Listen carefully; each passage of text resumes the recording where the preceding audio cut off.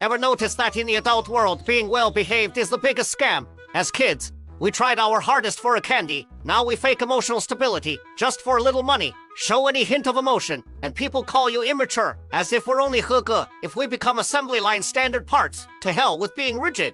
What's wrong with going crazy or wild occasionally? Who said life has to be as bland as plain water? When something pisses you off, don't hold back. Show your irritation, and throw that mud back if you have to. Happiness doesn't need others' approval. If it feels good to you, that's the truth. Life is short. Don't keep suppressing yourself to please others until you hurt inside. Seriously, being a happy jerk is way better than being a suppressed nice guy.